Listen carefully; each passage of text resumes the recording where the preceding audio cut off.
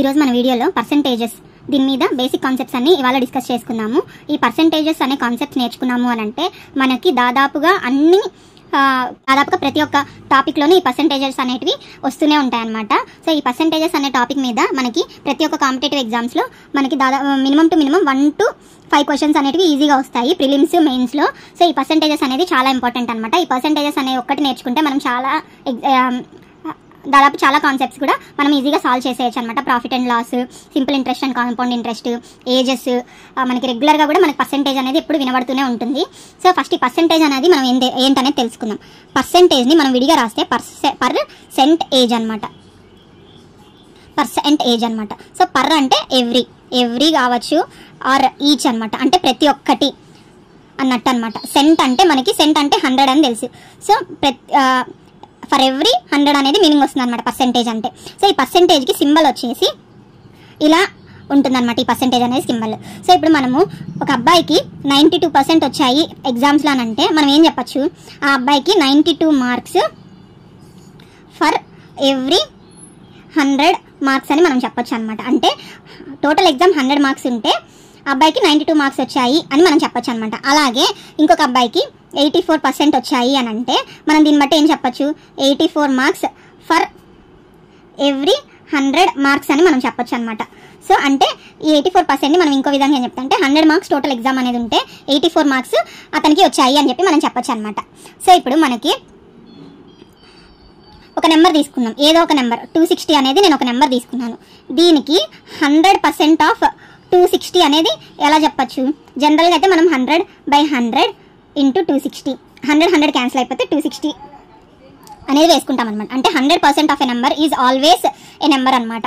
So ఇప్పుడు మనకి ఇందులో అదే 10% ఆఫ్ 260 అనేది మనం ఏం చెప్పచ్చు, 10/100 ఇంటూ 260, 0 క్యాన్సిల్ అయితే 26 అని వస్తుంది. ఇప్పుడు ఇదంతా సాల్వ్ చేయకుండా 10% అంటే ఒక్క డెసిమల్ పాయింట్ పెట్టుకుంటాం అనమాట, ముందు ఒక డిజిట్ ముందు డెసిమల్ పాయింట్ పెట్టుకుంటాం అనమాట. అంటే ఇప్పుడు 260 అనేది ఉంది కాబట్టి లాస్ట్ డిజిట్ ఏంటి, 0 ముందు పాయింట్ పెట్టుకుంటే 26 అనేది 10% ఆఫ్ 260 అవుతుంది అనమాట. అలాగే 1% ఆఫ్ 260 అనేది మనం ఎలా చెప్పచ్చు, 1/100 కదా, అంటే 1% అంటే 2 డిజిట్స్ ముందర డెసిమల్ పాయింట్ అనేది పెట్టుకుంటాం. అంటే 2 డిజిట్స్ ముందర డెసిమల్ పాయింట్ అంటే 60 ముందర డెసిమల్ పాయింట్ వస్తుంది. సో ఇది 2.6 అవుతుంది అనమాట 1% ఆఫ్ 260. అలాగే 50% ఆఫ్ 260 అంటే మనం ఏం చెప్పచ్చు, హాఫ్ ఆఫ్ ద 260 కదా. సో హాఫ్ ఆఫ్ ద 260 అంటే 130 అనమాట. 260/2 130 అవుతుంది. అలాగే 5% ఆఫ్ 260, 5% ఆఫ్ 260 అంటే దీంట్లో ఒక డెసిమల్ పాయింట్ ముందుకు పెట్టుకుంటాం, అంటే 13 అనమాట ఆన్సర్. సో ఇలాగే 60% ఆఫ్ 260 అంటే మనం ఏం చెప్పచ్చు, 60% ఆఫ్ 260 అంటే మనం ఏం చెప్పచ్చు, 60ని మనం ఎలా రాయొచ్చు, 50% ప్లస్ 10%గా రాయొచ్చు కదా.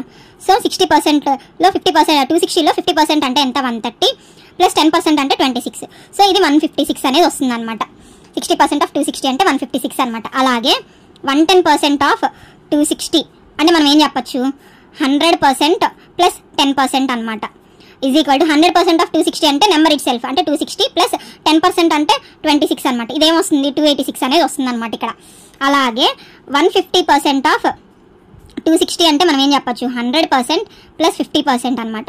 సో ఇదేమవుతుంది, 100% 260 ప్లస్ 50% అంటే హాఫ్ అనమాట, 130. ఇదేమవుతుంది 390 అవుతుంది. ఇలాగా మనం పర్సెంటేజెస్ని సింపుల్గా క్యాలిక్యులేట్ చేసుకోవచ్చు అనమాట. సో ఇప్పుడు మీకు ఒక చిన్న ట్రిక్ అనేది చెప్తాను. అదేంటి అంటే ఇప్పుడు మనకి percentages conversion of percentages into fraction రూపంలో రాసుకుంటే ఏమని చెప్పచ్చు, దీనికి ఇప్పుడు ఏదన్నా ఒక పర్సెంటేజ్ అనేది ఇచ్చి దాన్ని ఫ్రాక్షన్లో కన్వర్ట్ చేయాలి అని అంటే 100తో డివైడ్ చేస్తామన్నమాట. ఇప్పుడు ఎగ్జాంపుల్ తీసుకున్నట్లయితే మనకి 20%ని ఫ్రాక్షన్లో కన్వర్ట్ చేయాలి అని అంటే 20/100 అని అనమాట.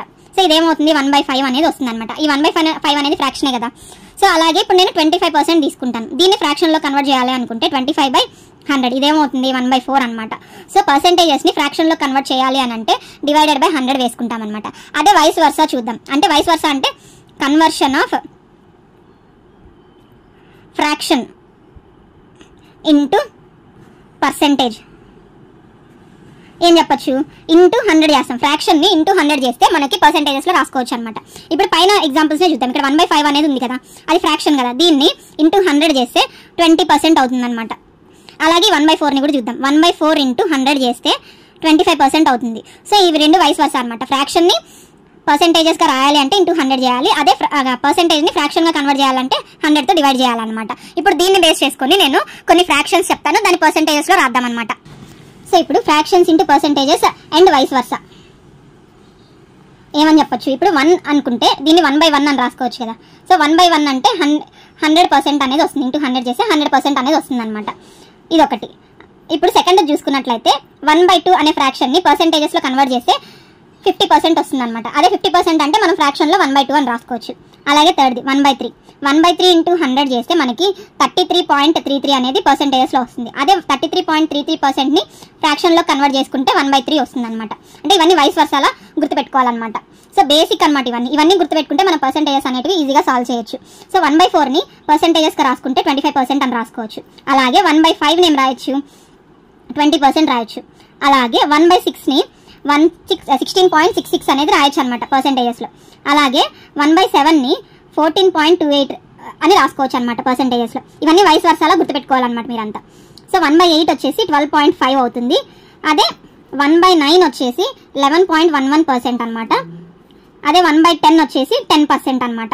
సో ఇవన్నీ మనకి పర్సెంటేజెస్కి చాలా సింపుల్గా సాల్వ్ చేయడానికి ట్రిక్స్గా ఉపయోగపడతాయి. ఇవన్నీ మనం కంపల్సరీ గుర్తుపెట్టుకోవాలన్నమాట. సో ఇప్పుడు నేను ఒక చిన్న ఎగ్జాంపుల్ చెప్తాను. ఇప్పుడు ఏంటంటే 30% ఆఫ్ 70 అంటే మనం ఏమని చెప్పొచ్చు. 30% ఆఫ్ 70 అంటే 30/100 ఇంటూ 70. 0 క్యాన్సిల్ అయిపోతే 21 అనేది వస్తుంది అనమాట. అదేవిధంగా నేను ఇక్కడ 25% ఆఫ్ 80 ఈజ్ ఈక్వల్ టు 25% అంటే మనం ఫ్రాక్షన్ రూపంలో 1/4 రాసుకోవచ్చు కదా, ఇంటూ 80 ఈజ్ ఈక్వల్ టు 20 అనమాట. అలాగే ఇక్కడ మనం ఇంకోటి చూద్దాం. 33.33% ఆఫ్ నేను 180 అనుకుంటాను. 33.33% ఆఫ్ 180 అంటే ఇప్పుడు మనకి 33.33% అంటే ఫ్రాక్షన్స్లో ఏం రాసుకోవచ్చు, 1/3 అని రాసుకోవచ్చు, ఇంటూ 180. 3 1s 360s అనమాట. సో ఇది 60 అనేది వస్తుంది అనమాట. సో ఇప్పుడు 33.33/100 ఇంటూ వేసుకొని దాన్ని సాల్వ్ చేసే కన్నా ఈ 33.33ని ఈజీగా ఫ్రాక్షన్లో రాసేసుకొని సాల్వ్ చేసేయచ్చు అనమాట మనకి ఎగ్జామినేషన్ పాయింట్ ఆఫ్ వ్యూలో చూసుకుంటే. అలాగే నేను ఇంకోటి చూసుకుంటాను. ఇక్కడ 14.28% ఆఫ్ 350 అనమాట ఈజ్ ఈక్వల్ టు మనం దీన్ని మళ్ళీ 14.28/100 ఇంటూ 350 అలా క్యాలిక్యులేట్ చేసేదానికన్నా ఈ 14.28 అంటే మనకేం తెలుసు, ఫ్రాక్షన్స్లో 1/7 అని తెలుసు. సో 1/7 ఇంటూ 350 అనమాట. సో ఇది ఆన్సర్ 50 అనేది వస్తుంది అనమాట ఇక్కడ సాల్వ్ చేస్తే. 7 1s 750s కాబట్టి. సో ఇవన్నీ బేసిక్ కాన్సెప్ట్స్ అనమాట. రేపటి నుంచి మనం ప్రాబ్లమ్స్ అనేవి డిస్కస్ చేసుకుందాము.